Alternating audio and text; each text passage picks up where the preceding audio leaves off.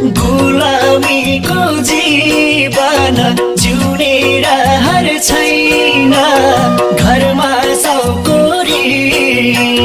नतिरेर भइन Saudi Malaysia धन कमाउन Saudi Malaysia बस्नु है पर्खे आउँछु